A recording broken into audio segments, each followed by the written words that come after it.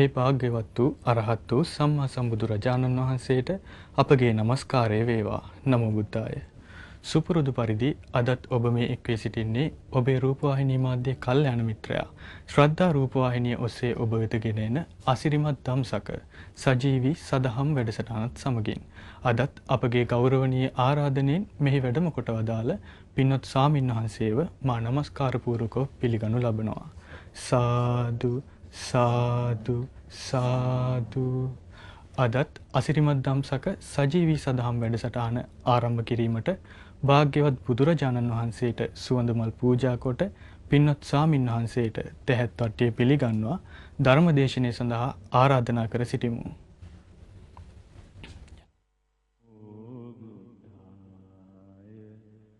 නමෝ බුද්ධාය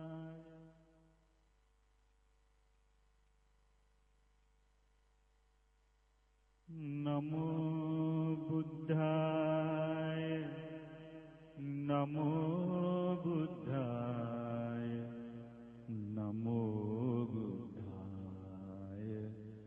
නමෝ බුද්ධාය. පින්වත් ස්වාමීන් වහන්සේ අප කෙරෙහි මහත්ම අනුකම්පාවෙන් යුතුව භාග්‍යවත් බුදුරජාණන් වහන්සේ විසින් දේශනා කොට වදාළ ඒ උතුම් වූ ශ්‍රී සද්ධර්මය දේශනා කරන සේක්වා. සාදු සාදු සාදු. නමස්කාරය කියන්න මාත් එක්කම කියමු. නමෝ තස්ස භගවතු අරහතු සම්මා සම්බුද්දස්ස. නමෝ තස්ස භගවතු අරහතු සම්මා සම්බුද්දස්ස. නමෝ තස්ස භගවතු සම්මා සම්බුද්දස්ස. බුද්ධං සරණං ගච්ඡාමි ධම්මං සරණං ගච්ඡාමි සංඝං සරණං ගච්ඡාමි ဒ ුතියම්පි බුද්ධං සරණං ගච්ඡාමි ဒ ුතියම්පි ධම්මං සරණං ගච්ඡාමි ဒ ුතියම්පි සංඝං සරණං ගච්ඡාමි තතියම්පි බුද්ධං සරණං ගච්ඡාමි තතියම්පි ධම්මං සරණං ගච්ඡාමි තතියම්පි සංඝං සරණං ගච්ඡාමි. සාදු සාදු සාදු. පංචශීලයේ සමාදන් වීම සඳහා මේ විදියට කියන්න. මම සතුන් මැරීමෙන් වැළකීම නම් වූ සිල්පදය සමාදන් වෙමි. සොරකම් කිරීමෙන් වැළකීම නම් වූ සිල්පදය සමාදන් වෙමි. වැරදි කාම සේවනයෙන් වැළකීම නම් වූ සිල්පදය සමාදන් වෙමි. බොරු කීමෙන් වැළකීම නම් වූ සිල්පදය සමාදන් වෙමි. මත්පැන් හා මද්ද්‍රව්‍ය භාවිතයෙන් වැළකීම නම් වූ සිල්පදය සමාදන් වෙමි. උතුම් තිසරණ සහිතව මා සමාදන් වූ මේ සීලය මේ ජීවිතයේ යහපත පිණිසද පරලොව සුගතිය පිණිසද සංසාර දුකින් නිදහස් වීම පිණිසද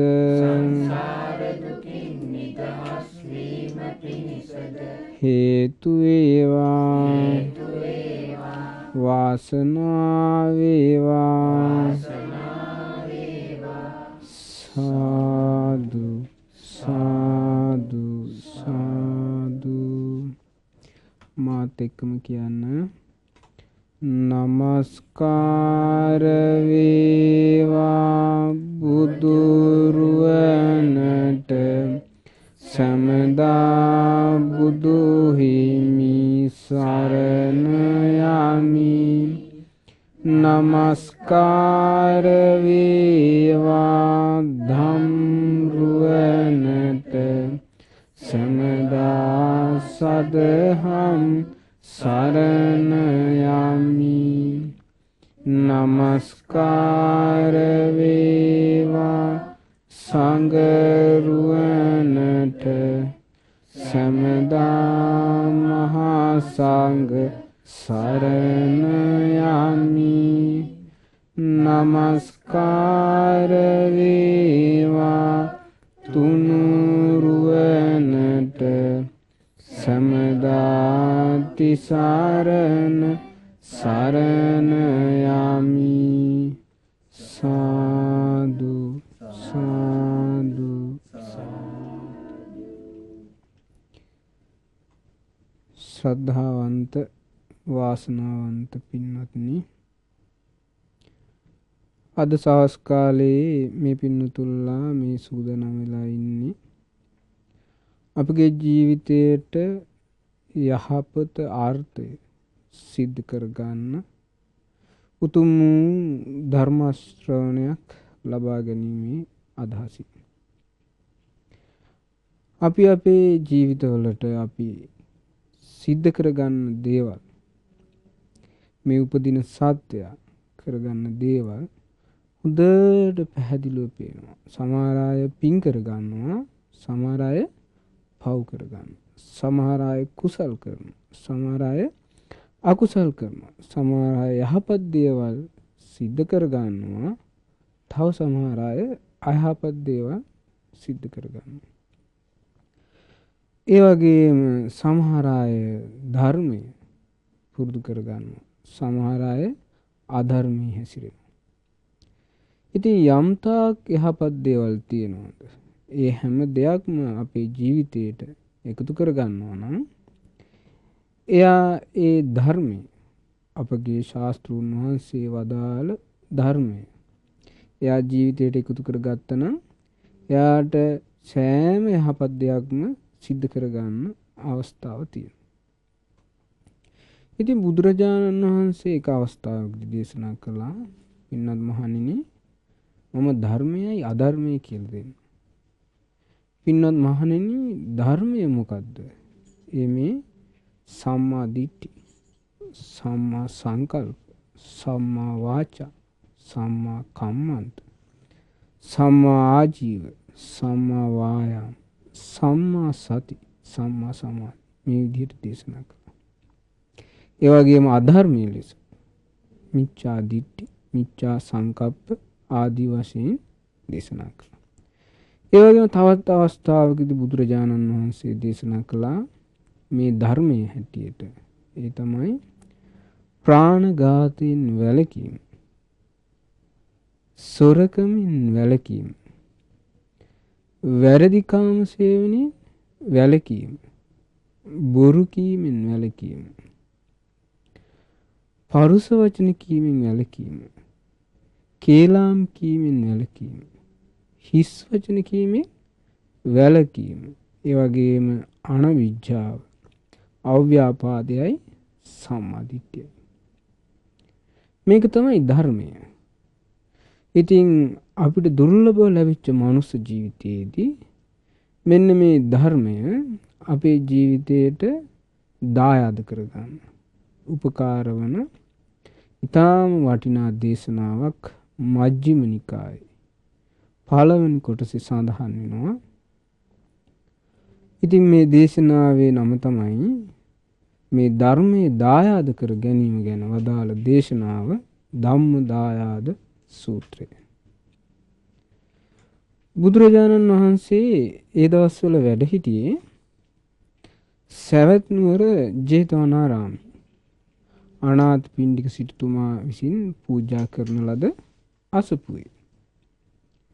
එදා බුදුරජාණන් වහන්සේ පින්වත් මහණෙනි කියලා භික්ෂුන් වහන්සේලාට කතා කළා.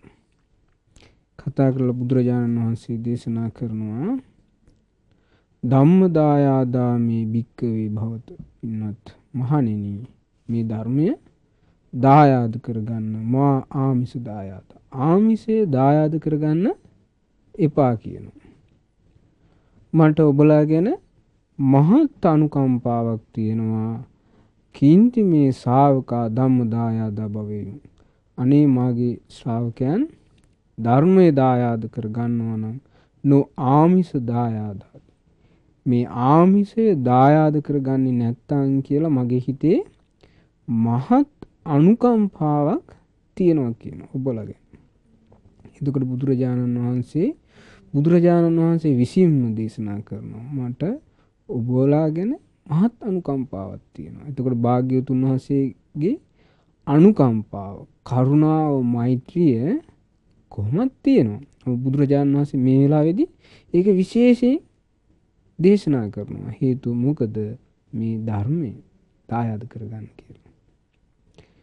ඉතින් බුදුරජාණන් වහන්සේ දේශනා කරනවා පින්වත් මහණෙනි මේ ආමිෂය ඔබ උරුම කරගන්න නැත්තම් මේ ආමිෂය ඔබ උරුම කරගන්නේ නැත්තම් මේ ශාස්ත්‍රූන් වහන්සේගේ ශ්‍රාවකයන් මේ ලාභ සත්කාර කීර්ති ප්‍රශංසා ආදී මේ උරුම කරගන්නේ නැහැ කියලා මේ විදිහට ගිහි අය වුණත් අනිත් අය වුණත් කියයි කියන. ඒ වගේම ඔබලා මේ ධර්මය උරුම කරගන්නවා. ධර්මයට සැබෑ උරුමකාරයන් වෙනවා නම් ශාස්ත්‍රූන් වහන්සේගේ ශ්‍රාවකයෝ ඉන්නේ මේ ලාභ සත්කාර උරුම කරගෙන නෙවෙයි මේ ධර්මය උරුම කරගෙන කියලා අනිත් අය ඒ අය ප්‍රශංසා කරයි කියනවා. ඉතින් බුදුරජාණන් වහන්සේ දේශනා කරනවා එතකොට කවුරු හරි කෙනෙක් අපි හිතමු එයා මේ ලාභ සත්කාර කීර්ති ප්‍රශංසා එයා දායාද කර ගන්නවා නම් ඒ කියන්නේ එයා ආමිෂයට ඇලුනා නම් එතන තියෙන එයාට අතහැරෙන එක දෙයක්. ඒ තමයි මොකද්ද? එයා ඒ විදිහට ආමිෂය දායාද කර ගන්නවා නම් එයාට ධර්මයේ දායාද කර ගන්න අවස්ථාව තමයි නැතිලා යන්නේ. ඒ වගේම කවුරු හරි කෙනෙක් ධර්මයේ දායාද කර ගන්නවා නම් එයා ධර්මයේ දායාද කර ගන්නවා නම් එයාට ඒ ලාභ සත්කාර කීර්ති ප්‍රශංසා ගැන යම් යල්මක් තියෙනවා. ඒක එයා අතහරින්න ඕනේ. ඒක අතහරින්න ඕනේ. ඒ විදිහට තමයි එයාට ධර්මයේ දායාද කරගන්නේ. ඒ මොකද අපි හිතමු කෙනෙක් කෙනෙක් හිතනවා මෙහෙම මම මේ ලාභ සත්කාර මේ ආමිෂය කීර්ති ප්‍රශංසා මේවත් පරිහරණය කරනවා. මේවත් මම ප්‍රයෝජනෙට ගන්නවා. ඒ වගේ මම ධර්මයක් දායාද කරගන්නවා කියලා එහෙම එකක් නැහැ. එහෙම එකක් නැහැ. කවුරු හරි කෙනෙක් ඒ ධර්මයේ දායාද කර ගන්නවද එයාට ඒ ආමිෂය ගැන තියෙනවනම් ඇල්ම ඒක අතහරින්න සිද්ධ වෙනවා. ඒක හොඳට පැහැදිලි වෙනවා. දැන් මේ දේශනාවේ බුදුරජාණන් වහන්සේ දේශනා කරනවා ඒ නිසා පින්වත් මහණෙනි ඔබලා මේ සද්ධර්මයේ සැබෑම උරුමකාරයන් වෙන්න කියන ලාභ සත්කාර කීර්ති ප්‍රශංසා ආදී ආමිෂය උරුම කරගන්න එපා කියනවා. බුදුරජාණන් වහන්සේ නැවත දේශනා කරනවා පින්වත් මහණෙනි ඔබලා කෙරෙහි මා තුල මහත් අනුකම්පාවක් තියෙනවා. මහත් අනුකම්පාවක් තියෙනවා. ඇත්තටම මගේ ශ්‍රාවකයෝ සැබෑ උරුමකාරයන් වෙනවා මේ සද්ධර්මයට. මේ ලාභ සත්කාර කීර්ති ප්‍රශංසා ආදී ආමිෂයට උරුමකම් කියන්නේ නැත්තම් කොච්චර හොඳද කියලා මේ විදිහට මගේ සිතේ ඔබලා ගැන මහත් අනුකම්පාවක් තියෙනවා කියනවා. ඊට පස්සේ බුදුරජාණන් වහන්සේ මේක තේරුම් ගන්න පුළුවන් ලස්සන කාරණාවක් පෙන්වලා දෙනවා. බුදුරජාණන් වහන්සේ දේශනා කරනවා පින්වත් මහණෙනි ඕක තේරුම් ගන්න ඕනේ මෙහෙමයි කියන. බුදුරජාණන් වහන්සේ දේශනා කරනවා පින්වත් මහණෙනි මං හොඳට දානේ වළඳලා ඉන්න අවස්ථාවක් තියෙනවා. එතකොට මං දානේ වළඳන එක සම්පූර්ණ කරලා ඉවරයි කියන. කුසගිනි රහිතව මේ විදිහට ඉද්දී සුවපත් වෙලා මේ විදිහට ඉද්දී මගේ ළඟට ඒ වෙලාවේදී කුසගින්නෙන් ඉන්න භික්ෂූන් වහන්සේලා දෙනම එනවා කියලා හිතන්න කියනවා. හිතන්න කියනවා.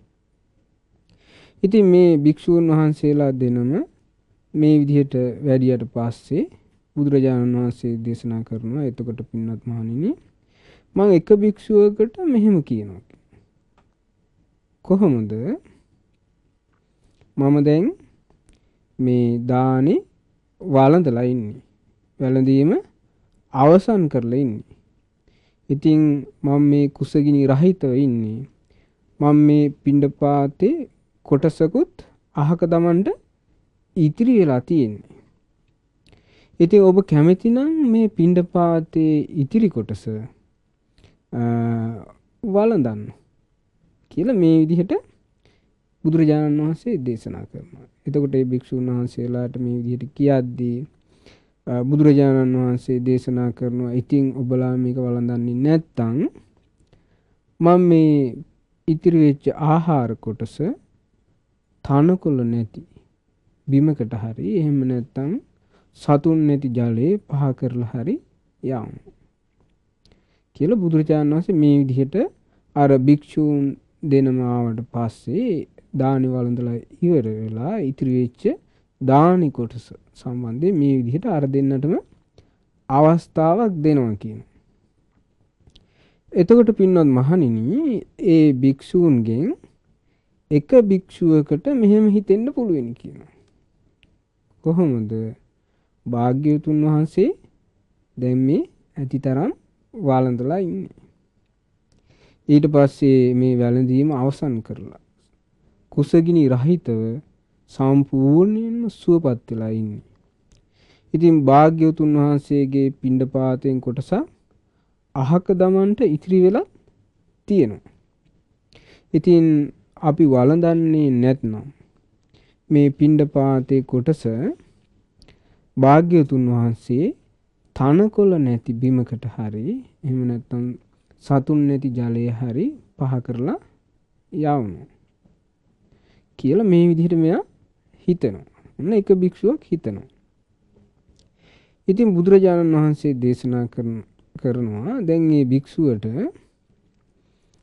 මෙහෙම හිතෙනවා කියනවා. දැන් බලන්න බුදුරජාණන් වහන්සේගේ අවවාදයක් හිතට අරගෙන ඒ අවවාදේ සිහි කරන විදිය. සිහි කරන විදිය. කොහොමද මේ භික්ෂුව සිහි කරන්නේ? මේ භික්ෂුව සිහි කරන භාග්‍යවතුන් වහන්සේ මේ විදිහට දේශනා කරලා තියෙනවනේ. කොහොමද?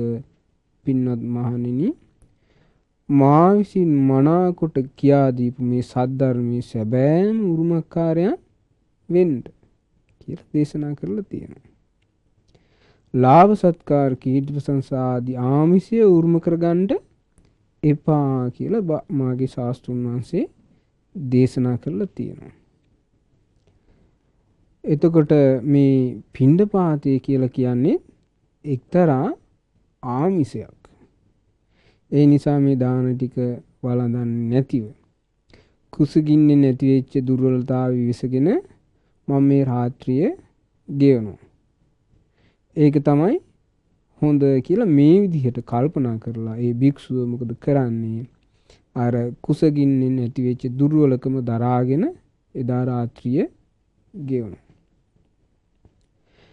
එතකොට බුදුරජාණන් වහන්සේ දේශනා කරන පින්වත් මහණෙනි අනිත් භික්ෂුව ඉන්නවා. ඒ භික්ෂුව මෙහෙම හිතනවා කියනවා. භාග්‍යවතුන් වහන්සේ සම්පූර්ණයෙන්ම දැන් දානේ වළඳලා ඉන්නේ. ඊට පස්සේ දන් වැළඳීම අවසන් කරලා සුවපත් භාවයට පත් වෙලා ඉන්නේ. ඉතින් භාග්‍යවතුන් වහන්සේගේ දානේ කොටසක් අහක දමන්න ඉතිරි වෙලා තියෙන්නේ. ඉතින් මම මේක වැළඳුවේ නැත්තම් මේ භාග්‍යවතුන් වහන්සේ මේ ආහාර කොටස එක්කෝ තනකොළ නැති බිමක දානවා. එහෙම නැත්තම් සතුන් නැති ජලේ පහ කරලා හරිනවා. කියලා මේ විදිහට මෙයා කල්පනා කරලා මොකද කරන්නේ? අර දාන ටික වළඳනවා. භාග්‍යවතුන් වහන්සේ ඉතිරි කරලා දාන ටික වළඳනවා. ඉතින් බුදුරජාණන් වහන්සේ දේශනා කරනවා පින්වත් මහණෙනි අර දාන ටික වළඳලා බඩගින්නේ නැති වෙච්ච දුර්වලකම මැඩගෙන ඒ රෑදාවල් ගෙවා දැමීම භික්ෂුවට වඩා මම ප්‍රශංසා කරන්නේ අර කලින් භික්ෂුවට කියනවා. කලින් භික්ෂුවට කියනවා. එයා තමයි කියනවා වඩාත්ම පිළිය යුතු කෙනා. පින්වත් මහණෙනි ඇයි මම එහෙම කියන්නේ? පින්වත් මහණෙනි ආශාවෙන් අඩුයි ලද දෙයින් සතුටු වෙමි. කෙලෙස් ඉවත් කරමින් පහසුවෙන් යැපෙන්න. ඒ වගේම වීර්ය දියුණු කරගන්න ඒ භික්ෂුවට සෑහෙන කාලයකට ඒක උපකාර වෙනවා. උපකාර වෙනවා. ඒක නිසා තමයි පින්වත් මහණෙනි මම ඒ විදිහට කියන්නේ. බුදුරජාණන් වහන්සේ දේශනා කරනවා. එතකොට බුදුරජාණන් වහන්සේ පෙන්වලා දෙන්නේ අර ආශාවන් අඩුයින් ඒ වගේම ලද දෙයින් සතුටු වෙන එයාට මේ ධර්මය දායද කරගන්න අවස්ථාවක් තියෙනවා. හේතුව මොකද? එයා ඒ ආමිෂය කියන එක අතහරිනවා. ඉතින් බුදුරජාණන් වහන්සේ දේශනා කරනවා පින්වත් මහණෙනි ඒ නිසා සද්ධර්මයේ සැබෑම උරුමකරුවන් වෙන්න කියනවා. මේ ආමිෂයට උරුමකම් කියන්න එපා කියනවා. ඒකට හේතුව මොකද පින්වත් මහණෙනි? ඔබලා ගැන මා තුල මහා අනුකම්පාවක් තියෙනවා. ඇත්තටම මගේ ශ්‍රාවකයන් මේ ධර්මයේ සැබෑ උරුමකරුවන් වෙනවනම් කොච්චර හොඳද කියලා. ඊට පස්සේ බුදුරජාණන් වහන්සේ මේ විදිහට මේ ධර්මය දේශනා කරනවා. එතකොට අපිට හොඳට පැහැදිලි මේ ආමිෂය ධර්මයයි දායාද කරගද්දී එයා ධර්මයේ දායාද කරගන්න ඕන. එයාට ආමිෂය කැප කරන්න වෙනවා. ඊට පස්සේ එයාට ධර්මයේ දායාද කරගන්න ලැබෙන්නේ නැත්තම් එයා ආමිෂයට තමයි අහු වෙන්නේ. එයාට ලැබෙන කීර්ති ප්‍රශංසා ලාභ සත්කාර මේ වගේ දේවල්. ඉතින් බුදුරජාණන් වහන්සේ මේ විදිහට එතන හිටිය භික්ෂුන් වහන්සේලාට මේ ධර්ම දේශනාව කරලා කුටියට වැඩියා. කුටියට වැඩියට පස්සේ ඒ වෙලාවේ එතන වැඩ හිටියා සාරිපුත්ත රහතන් වහන්සේ. මේ රහතන් වහන්සේ ඒ භික්ෂුන් වහන්සේලාට කතා කරලා අහනවා ලස්සන ප්‍රශ්න දෙකක්. මොකද්ද? ප්‍රිය ආයුෂ්මතුනි ශාස්ත්‍රුන් වහන්සේ හුදකලාවේ සදහම් සුවයෙන් වැඩ ඉන්නකොට ශ්‍රාවක පිරිස ඒ ආකාරයෙන් සදහම් සුවයක් පිණිස පුහුණු නොවන්නේ කුමන කරුණක් මතද කියලා අහනවා. ඊට පස්සේ දෙවෙනි ප්‍රශ්නය අහනවා. ඒ වගේම ශාස්ත්‍රුන් වහන්සේ හුදකලාවේ සදහම් සුවයෙන් වැඩ ඉන්නකොට ශ්‍රාවකයනුත් ඒ සදහම් සුවය පිණිස පුහුණු වන්නේ කුමන කරුණු මතද කියලා සාරිපුත්ත මහරහතන් වහන්සේ මේ ආකාරයෙන් ප්‍රශ්න දෙකක් අහද්දී ඒ වෙලාවේ එතන හිටිය භික්ෂුන් වහන්සේලා පිළිතුරු දෙනවා. ප්‍රියාවිස්මතුනි ආස්මත් සාරිපුත්තයන් ළඟට ඔය කළ ප්‍රකාශයේ කාරණේ අර්ථය දැනගන්න. කොච්චර දුර ගෙවාගෙන වුණත් අපි එන්න කැමැති. ඒ නිසා ඔය ඔබ වහන්සේ දේශනා කළ ඔය කාරණේ අර්ථය ඔබ වහන්සේට වැටහෙනසේක්වා. ඔබ වහන්සේගෙන් අසාගෙන මේ භික්ෂු පුරිස මතක තබා ගන්න කැමැති කියලා සාරිපුත්ත රහතන් වහන්සේටම අවස්ථාව දෙනවා. ඒ වෙලාවේදී සාරිපුත්ත මහරහතන් වහන්සේ දේශනා කරන එහෙනම් ආශ්මුතනි හොඳට අහගන්න කියනවා. හොඳට නුවණින් තේරුම් ගන්න කියනවා. ඊට පස්සේ සාරිපුත්ත මහරහතන් වහන්සේ දේශනා කරනවා ප්‍රියාශ්මුතුනි ශාස්ත්‍රූන් වහන්සේ ප්‍රහාණය කළ යුතු දේ ගැන කියලා දීලා තියෙනවා. නමුත් ඒ දේවල් ශ්‍රාවකයෝ ප්‍රහාණය කරන්නේ නැහැ. භාග්‍යවතුන් වහන්සේ ප්‍රහාණය කරන්න කියපු දේවල් ශ්‍රාවකයෝ මොකද කරන්නේ? ප්‍රහාණය කරන්නේ නැහැ. ඊට පස්සේ ඒ අය මොකද කරන්නේ? ඔවුන් සිව්පසේම ගොඩ ගහ ගන්න කියනවා. සිව්පසේම ගොඩ ගහ ගන්න. තමන්ට ලැබෙන දේ එකතු කරන්න පටන් ගන්නවා. ඊට පස්සේ එහෙම වෙද්දී මොකද වෙන්නේ? ධර්මයේ වටිනාකම ඒ අය හැලු කරගන්න. හේතුව මොකද? ඒ අය ආමිසයට අහු වුණා. ධර්මයේ ඈත් වෙනවා. ඊට පස්සේ චිත්ත දියුණුවට බාධක වන කරුණු ඉස්සරහට ගන්නවා කියන. චිත්ත දියුණුවට බාධක වන කරුණු ඉස්සරහට ගන්නවා. ඊට පස්සේ සදහම් සුවයෙන් සිටින එක සිතින් අතාරිනවා. ඊට පස්සේ බුදුරජාණන් සාරිපුත්ත මහරහතන් වහන්සේ දේශනා කරනවා ඔන්න ඔය විදිහට ඔන්න ඔය කියපු ආකාරයෙන් මේ මහතෙරුන් වහන්සේලා ඒ කියන්නේ වස් 10ක් විතර ඉක්මවපු මහතෙරුන් වහන්සේලා ඔය විදිහට ඉඳී කාරණා තුනකින් ගැරහුම් ලබනවා කියන. මොනවද ඒ?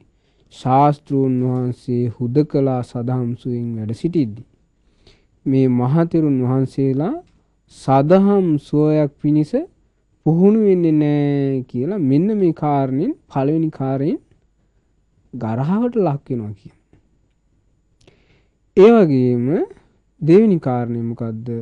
භාග්‍යවතුන් වහන්සේ ප්‍රහාණය කළ යුතු දේවල් මනාකොට පෙන්වලා දීලා තියෙද්දී මේ තෙරුන් වහන්සේලා මේවා ප්‍රහාණය කරන්නේ නැහැනුව කියලා මේ විදිහට දෙවෙනි කාරණේනුත් අර මහතෙරුන් වහන්සේලාව ගරහට ලක් වෙනවා.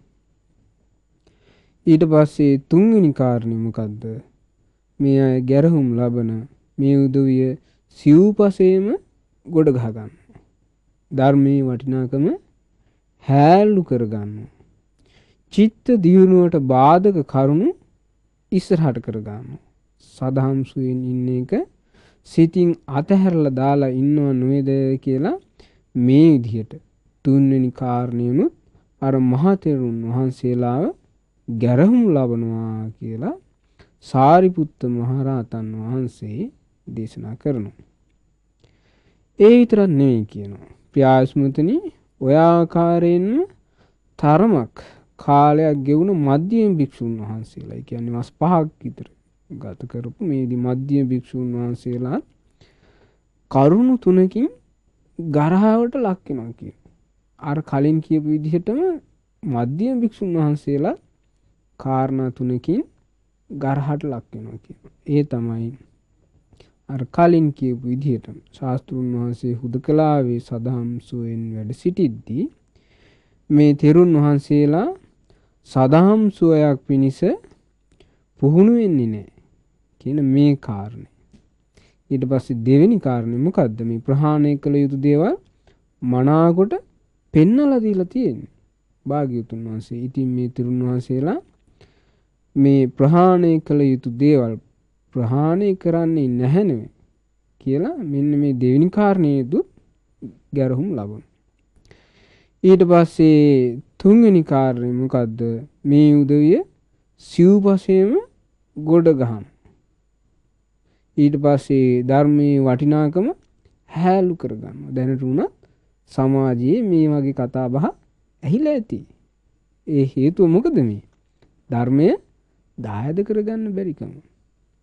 ඊට පස්සේ සාරිපුත්ත මහරහතන් වහන්සේ දේශනා කරනවා මේ උදවිය සිව්පසේම ගොඩ ගහ ගන්නවා. ධර්මයේ වටිනාකම හැලු කර ගන්නවා. චිත්ත දියුණුවට බාධක කරුණු ඉස්සරහට කරගෙන ඉන්නවා. සදහම් සුවයෙන් ඉන්න එක සිතින් අතහැරලා දාලා ඉන්නවා කියලා මේ විදිහට තුන්වෙනි කාරණේනුත් අර මධ්‍යම භික්ෂුන් වහන්සේලා ගරහවට ලක් වෙනවා.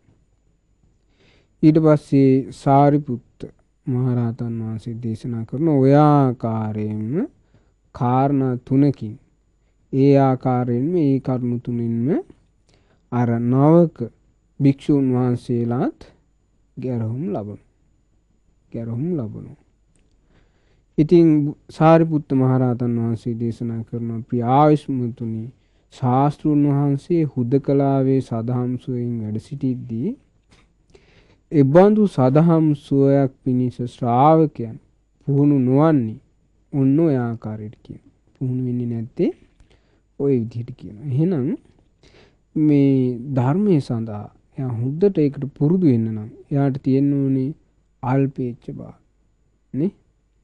ඊට පස්සේ තමන්ගේ ගුණ සංගවගෙන ලද දෙයින් සතුටු වෙලා එයාගේ ජීවිතය ගෙවනවා නම් එයාට ගුණ ධර්ම වැඩෙනවා. එයාට ධර්මයට සැබෑ උරුමකාරකම් කියන්න අවස්ථාව ලැබෙනවා. ඒ වගේම තමයි මේ ලාභ සත්කාර වලට හිත යට වෙනවා නම් සත්කාර සම්මාන වලට හිත යට වෙනවා නම් ගොඩාක් උපකාර වෙනවා. ඒකේ අනිත්‍ය ස්වභාවය සිහි කරන්න පුළුවන්. ඒකේ අනිත්‍ය ස්වභාවය සිහි කරනවා නම් එහෙම නැත්නම් තමන් නිරන්තරයෙන්ම අනිත්‍ය භාවනාවක් කරනවා නම් එයාගේ හිත ඒ ලාභ සත්කාර වලට යට නොවෙන්න එයා ඒ කරන මානසිකාරය උපකාර වෙනවා. ඊට පස්සේ සාරිපුත්ත මහරහතන් වහන්සේ දේශනා කරනවා ප්‍රිය ආයුෂ්මතුනි මේ විදියට ශාස්ත්‍රූන් වහන්සේ හුදකලාවේ සදහම් සුවයෙන් වැඩ සිටිද්දී ශ්‍රාවකයන් එබඳුම සදහම් සුවයක් පිණිස පුහුණු වෙන්නේ කොයි වගේ කාරණා මතද කියලා. ඊට පස්සේ සාරිපුත්ත මහරහතන් වහන්සේ දේශනා කරනවා ප්‍රිය ආයුෂ්මතුනි මේ මහතෙරුන් වහන්සේලා ඉන්නවා කියලා. එතකොට ඒ මහතෙරුන් වහන්සේලා කොහොමද ඒ අය සදහම් සුවයක් පිණිස හික්මන්නේ මෙන්න මෙහෙමයි කියනවා. ශාස්ත්‍රූන් වහන්සේ ප්‍රහාණය කළ යුතු දේවල් ප්‍රහාණය කිරීම පිණිස පිළිපදිනවා කියනවා. ඉතින් මේ විදිහට මේවා ප්‍රහාණය කරලා දාද්දී සිව්පසේ ගොඩ ගහගන්නේ නැති වෙයිද්දී ධර්මයේ වටිනාකම හැලුවට ලක් කරන්නේ නැති වෙයිද්දී මේ චිත්ත දියුණුවට බාධක වන කරුණු අත්හැරලා දාලා ඉද්දී මේ මහතෙරුන් වහන්සේලා කරුණු තුනකින් ප්‍රශංසා ලබනවා කියන. කොහොමද? ශාස්ත්‍රූන් වහන්සේ හුදකලාවේ සදහම් සුවයෙන් වැඩ සිටිද්දී මහතෙරුන් වහන්සේලා එබඳුම සදහම් සුවයක් පිණිස හික්මනව නේද කියලා මේ විදිහට අර මහතෙරුන් වහන්සේලා ප්‍රශංසා ලබනවා කියන. ඒ වගේම දෙවෙනි කාරණේ මොකද්ද? ශාස්ත්‍රූන් වහන්සේ මේ ප්‍රහාණය කළ යුතු දේවල් මනාකොට පෙන්වා දීලා තියෙද්දී මේ මහතෙරුන් වහන්සේලා ඒවා ප්‍රහාණය කොට වැඩ සිටිනවා නේද කියලා දෙවෙනි කාරණේනු ප්‍රශංසා ලබනවා. ඊට පස්සේ තුන්වෙනි කාරණේ මොකද්ද?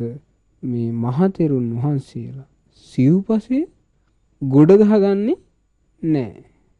ධර්මයේ වටිනාකම හැලු කරන්නේ නැහැ. චිත්ත දියුණුවට බාධක කරුණු අත්හැරලා දාලා ඉන්නේ. සදහම් සොයෙන් සිටීමම මුල් කරගෙන ඉන්නේ කියලා මේ විදිහට. තුන්වෙනි කාරණේනු අර මහතෙරුන් වහන්සේලා ප්‍රශංසා ලබනවා. ප්‍රශංසා ලබනවා. ඉතින් සාරිපුත්ත මහරහතන් වහන්සේ දේශනා කරනවා ව්‍යාස්මුතුනි ඔය ආකාරයෙන්ම සසුන්ගත වී තරමක කාලයක් ගෙවුණු භික්ෂූන්ද කරුණු තුනකින් ප්‍රශංසාවට ලක් වෙනවා කියන. සාරිපුත්ත මහරහතන් වහන්සේ දේශනා කරනවා ඒ මධ්‍යම භික්ෂූන් වහන්සේලා ප්‍රශංසා ලබනවා කොහොමද? මේ මධ්‍යම භික්ෂූන් වහන්සේලා ශාස්ත්‍රූන් වහන්සේ හුදකලාවේ සදහම් සොයෙන් වැඩ සිටිද්දී මේ භික්ෂූන් වහන්සේලාත් බඳුම වූ සදහම් සොයක් පිණිස හික්මෙනවා කියලා මේ විදිහට ප්‍රශංසා ලබනවා කියන. දෙවෙනි කාරණය මොකද්ද? මේ ශාස්ත්‍රූන් වහන්සේ ප්‍රහාණය කළ යුතු දේ මනාකොට පෙන්වා දී තිබෙද්දී මේ භික්ෂූන් වහන්සේලාත් ප්‍රහාණය කළ යුතු දේවල් ප්‍රහාණය කොට වැඩ සිටිනවා නේද කියලා මේ විදිහට ප්‍රශංසා ලබනවා කියන. තුන්වෙනි කාරණය මොකද්ද? සසුන්ගත වී අර තරමක කාලයක් ගෙවුණු ඒ භික්ෂූන් වහන්සේලා සිව්පසේ ගොඩ ගහගන්නේ නැහැ. ඊට පස්සේ ධර්මයේ වටිනාකම හැලු කරන්නේ නැහැ. චිත්ත දියුණුවට බාධක කරුණු අත්හැරලා දාලා සදහම් සෝයෙන් සිටිනවා කියලා මේ විදිහට අර තුන්වෙනි කාරණේනුත් අර මධ්‍යම භික්ෂුන් වහන්සේලා ප්‍රශංසා ලබන. ඉතින් සාරිපුත්ත මහරහතන් වහන්සේ දේශනා කරන ඔය විදිහට ඔය කාරණා තුනෙන්ම නවක භික්ෂුන් වහන්සේලා ප්‍රශංසා ලබනවා කියනවා. ඉතින් සාරිපුත්ත මහරහතන් වහන්සේ දේශනා කරනවා ඔය විදිහට තමයි කියනවා මේ ශාස්ත්‍රූන් වහන්සේ හුදකලාවේ සදහම් සොයෙන් වැඩ සිටිද්දී ශ්‍රාවක පැවිද්දන් එබඳුම සදහම් සොයක් පිණිස හික්මෙන්නේ. ඊට පස්සේ සාරිපුත්ත මහරහතන් වහන්සේ හරි ලස්සන ධර්මය පෙන්වලා දෙනවා. සාරිපුත්ත මහරහතන් වහන්සේ දේශනා කරනවා මේ ධර්මයට අයිති දේ. දැන් බුදුරජාණන් වහන්සේ මුලින්ම පෙන්වලා දුන්නේ මොකද්ද? මේ ධර්මය දායාද කරගන්න, ආමිෂේ දායාද කරගන්න එපා. හේතුව මොකද? මට ඔබලා ගැන මහත් අනුකම්පාවක් තියෙනවා. අනේ මේ ධර්මයේ දායාද කරගන්න.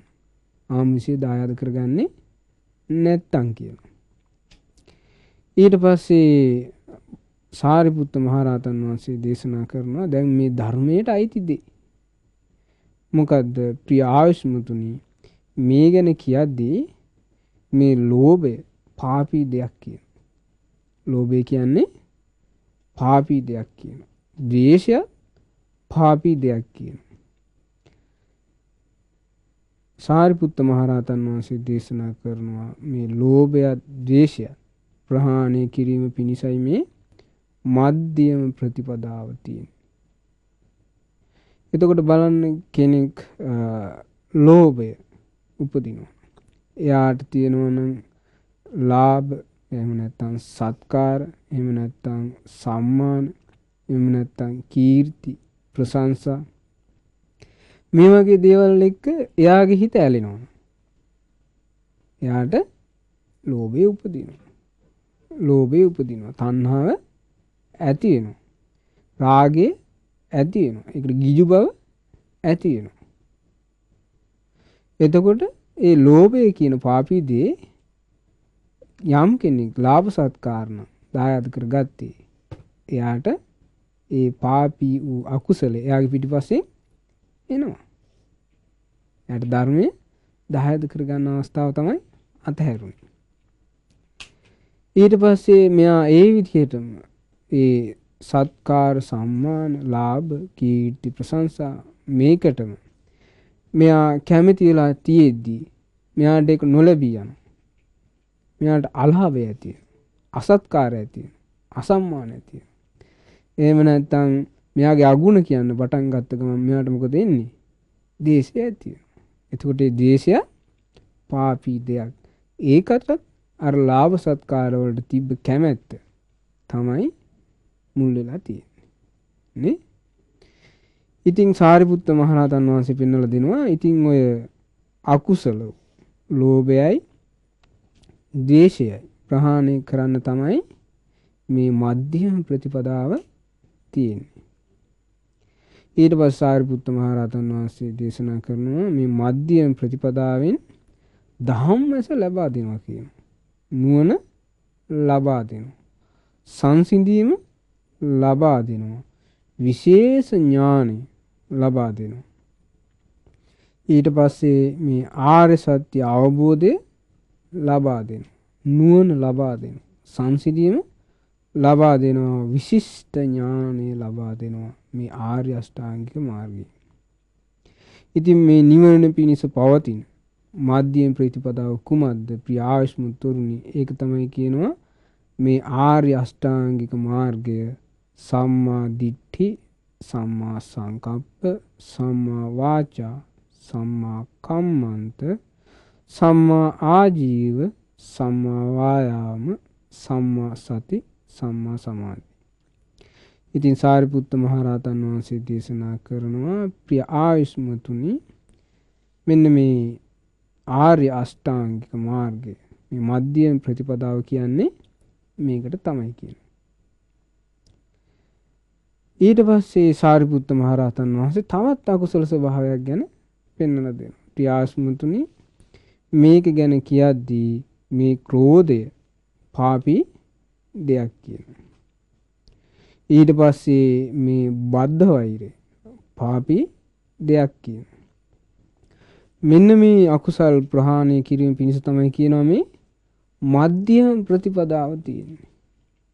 එතකොට යම් කෙනෙක් ඒ ලාභ සත්කාර කීර්ති ප්‍රශංසා වලින් යට වෙලා ඉද්දි, සත්කාර සම්මාන වලින් මෙයා යට වෙලා ඉද්දි, ක්‍රෝධය කියන්නේ එයා ඉක්මනින්ම කිපෙනවා. වහා තරහා අරගෙන ඉක්මනින් නැගී සිටිනවා. හරියට සර්පෙක් වගේ ක්‍රෝධය. ඉතින් මෙන්න මේක ඇති වෙනවා. එයා සත්කාර සම්මාන වලට කැමැත්තත් එක්ක ඉද්දි. ඊට පස්සේ බද්ධ වෛරය කියන්නේ ඒ විදිහට ඇති වෙන තරහා මෙයා දිගින් දිගට පවත්වනවා. හිතේ තියාගෙන දිගින් දිගට පවත්වනවා. එතකොට අර ද්වේෂය අපි තේරුම් ගන්න ඕන. කලින් අපි කතා කරා ලෝභයයි ද්වේෂයයි. මෙතෙන්දි සාරිපුත්ත මහරහතන් වහන්සේ පෙන්වලා දුන්නේ ක්‍රෝධයයි බද්ධ වෛරය. බද්ධ වෛරය. ඉතින් සාරිපුත්ත මහරහතන් වහන්සේ පෙන්වලා දෙනවා මෙන්න මේක ප්‍රහාණය කරන්න තමයි මේ ආර්ය අෂ්ටාංගික මාර්ගය තියෙන්නේ. සාරිපුත්ත මහරහතන් වහන්සේ මේ විදිහට පෙන්වලා දෙනවා.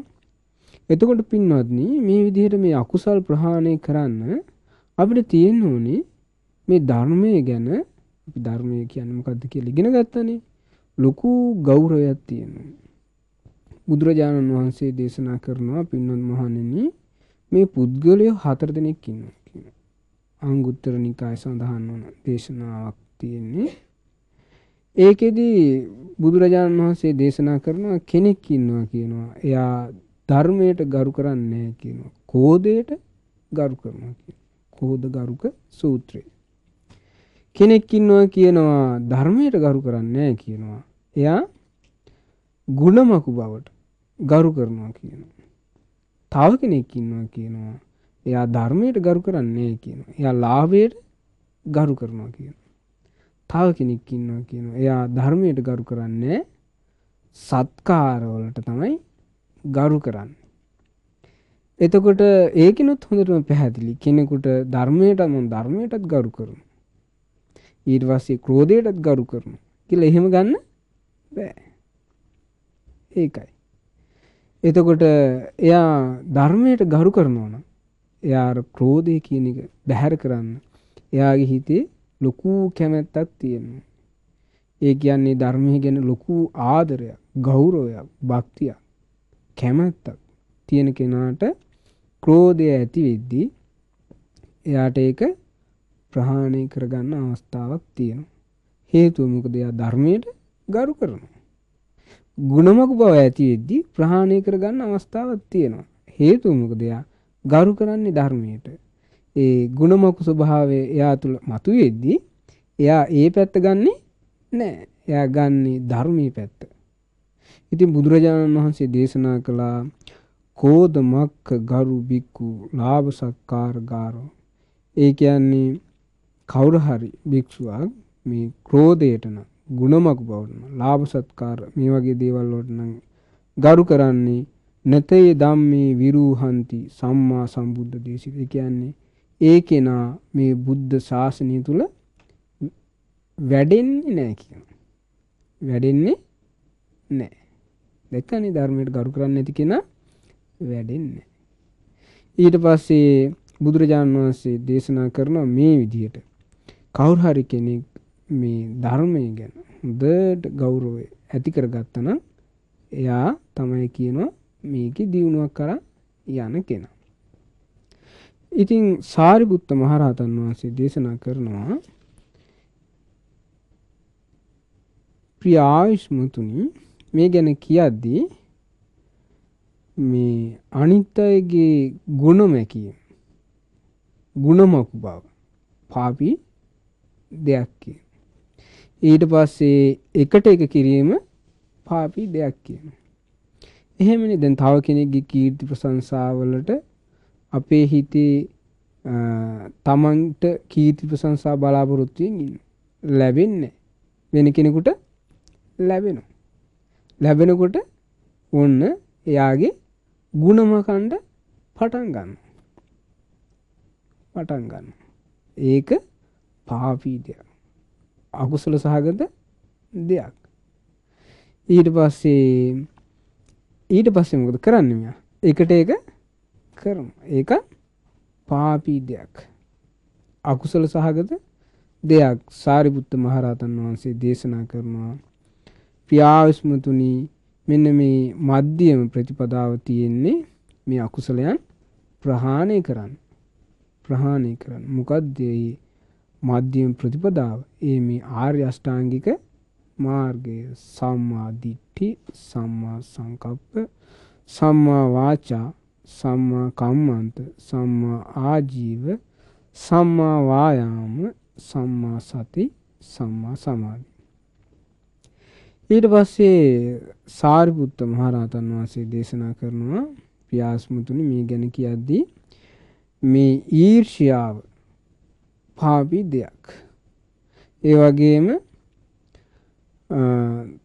තමාගේ දෙයක් තවත් කෙනෙක් පරිහරණය කරනවට අකමැතියි. ඒකට කියන්නේ මසුරුකම. ඒකත් පාපී දෙයක්.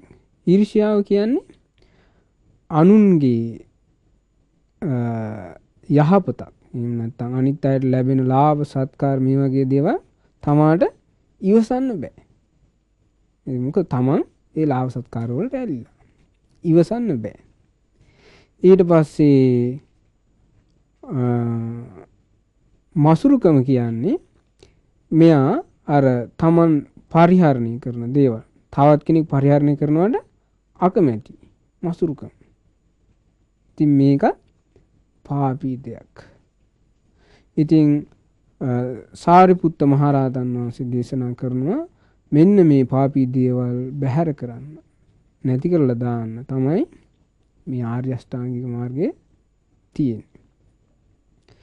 ඊට පස්සේ සාරිපුත්ත මහරහතන් වහන්සේ දේශනා කරනවා පින්වත් ආයුෂ්මතුනි මේක ගැන කියද්දී මේ ගුණවතුන් ලෙස රඟපානවා. කියන්නේ මායා. මේක පාපී දෙයක්. ඒ වගේම මේ කපටි කෛරාටික බව. මේක පාපී දෙයක්. මායා කියලා කියන්නේ එයා තුල තියෙනවා යම් දුස්චරිතයක්. මෙයා ඒක වැහෙන විදිහට තමයි ඉන්නේ. වැරදි වහගන්නවා.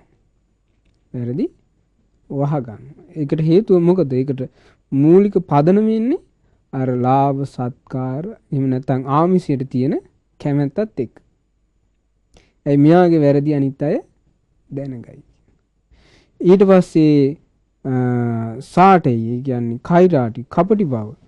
ඒකෙදි තියෙන්නේ මෙයා ළඟ අර දැන් ಗುಣ නැති වෙලා ඒ නැති ಗುಣ මෙයා පෙන්නනවා.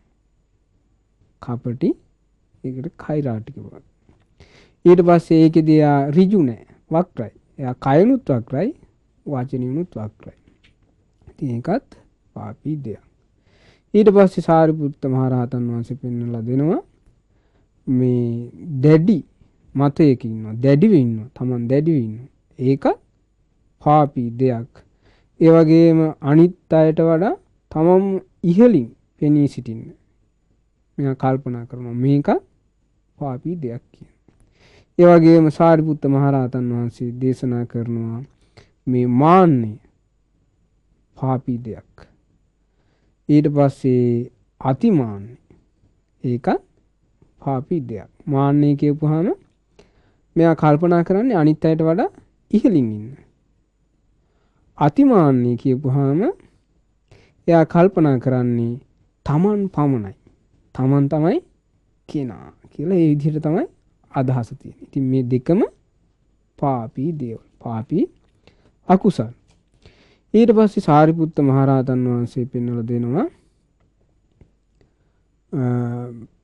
ප්‍රියාස්මතුනි මේ ගැන කියද්දී තමන් ගැන පමණට වඩා සිතට අරගෙන ඉන්නවා නම් ඒකට කියන්නේ මදය.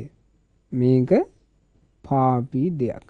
ඒ වගේම බාහිර කටයුතු වල යෙදෙමින් ප්‍රමාදීව ඉන්නවා නම් ඒකත් පාපී දෙයක්.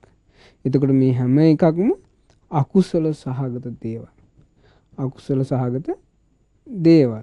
ඊට පස්සේ එයා පංචකාමයන් එක්ක එකතු වුණාම එයා ප්‍රමාදයට වැටෙනවා.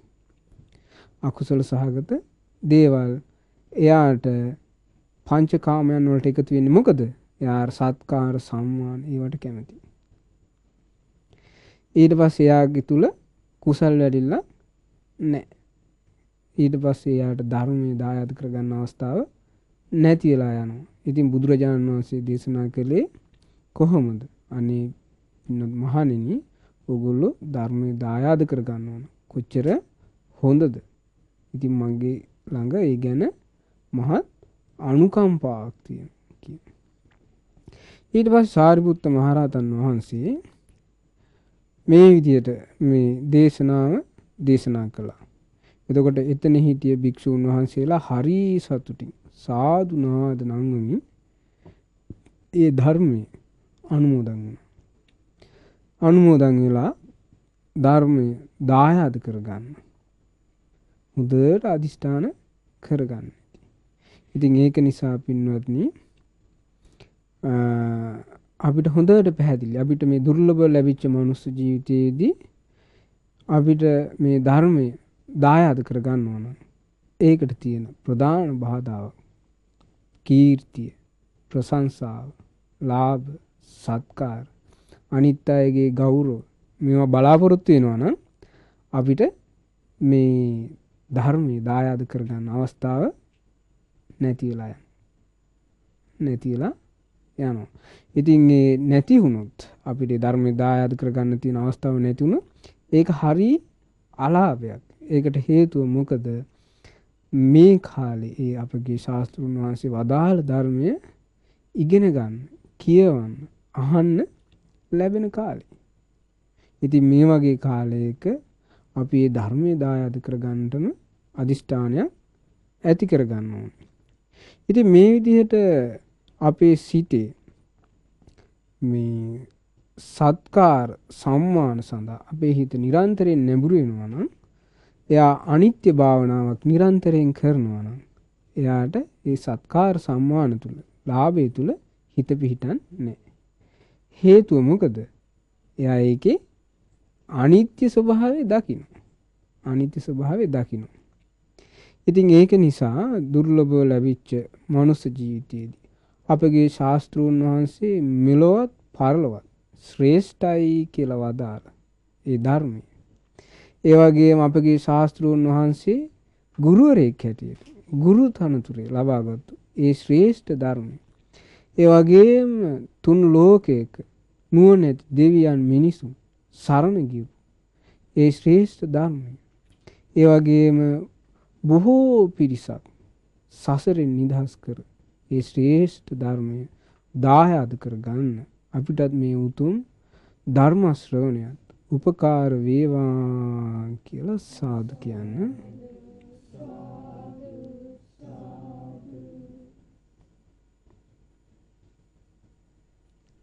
සියලු දෙනාටම තෙරුවන් සරණයි.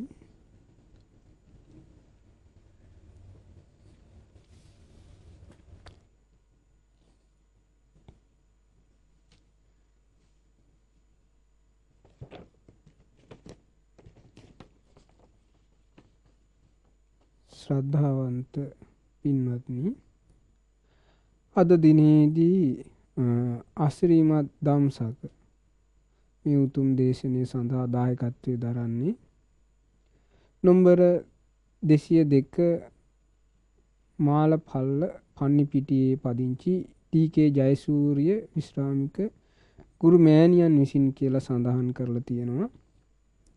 ඉතින් මේ ආකාරයෙන් අද දවසේදී ඒ උතුම් ධර්ම දාණය රැස් කරගන්නට යෙදුනා වූ සකල විද පුණ්‍ය ධර්මයන් අපි අනුමෝදන් කරමු. ගෞතම බුදු සසුන සුරකින්න සියලු දෙවියෝ මේ පින් අනුමෝදන් වෙත්වා. ඒ වගේම ඒ මෑණියන් නමින් ධර්ම ශ්‍රවණය කළ මේ පින්වතුන් නමින් යම්තා කිෂ්ඨ දෙවිවරු ඇද්ද ඒ සියලු දෙවියන්ද මේ පින් අනුමෝදන් වෙත්වා.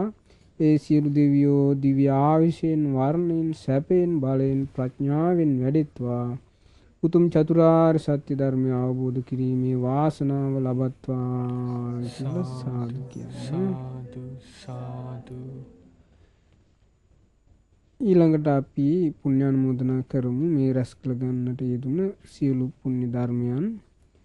පරලෝ සැපත් තෝමස් ජයසූරිය ආදරණීය පියාණන්ට, ඇසිලින් ජයසූරිය ආදරණීය මෑණියන්ට, ඒ වගේම සේන ගුණවර්ධන මහතාට, ඉෂානී ගුණවර්ධන මෑණියන්ට, මිය පරලෝකීය පවුලේ සියලු දෙනා නමින් මිය පරලෝකීය සියලු ඥාතීන්ට, ඒ වගේම පැමිණ සිටින සියලු දෙනා නමින් මියගිය සියලු ඥාතීන්ට, ඒ වගේම ධර්ම දේශනාවට උපකාර කළ සියලු දෙනා නමින් මියගිය සියලු ඥාතීන්ටද මේ පින් අනුමෝදන් වෙත්වා.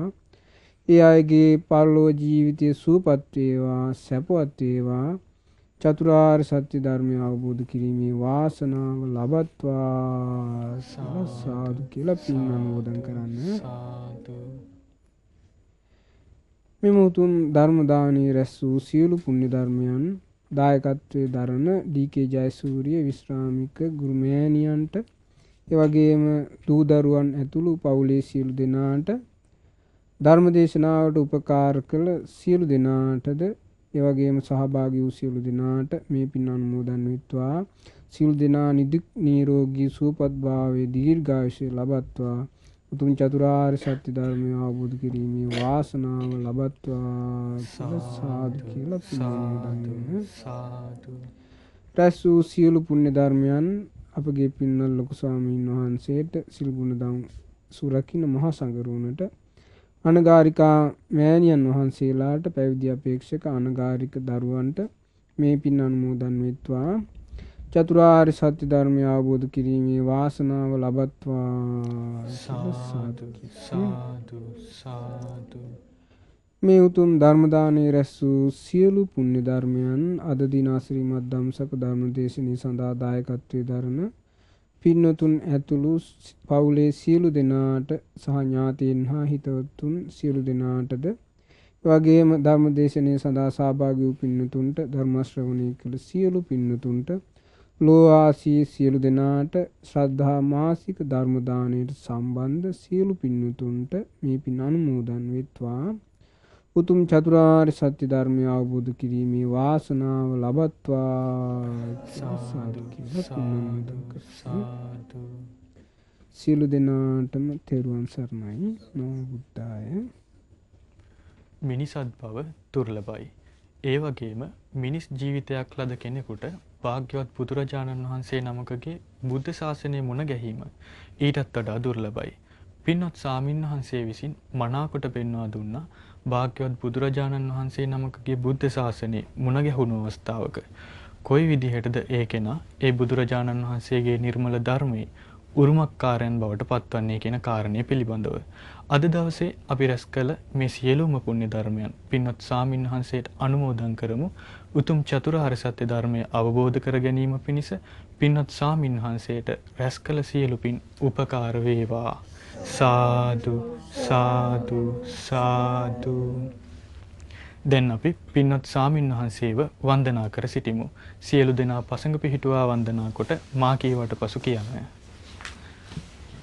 ඕකාස වන්දාමි බන්තේ මයා කතම් පුඤ්ඤං සාමිනා අනුමෝදිතබ්බං සාමිනා කතම් පුඤ්ඤං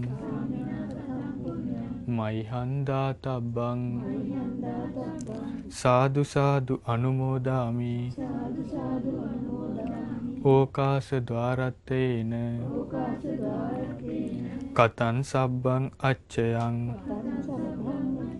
කමත මේ බන්තේ ඕකාස කමාමි බන්තේ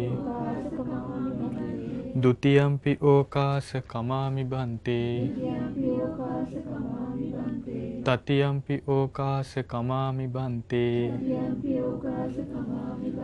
සාදු සාදු සාදු.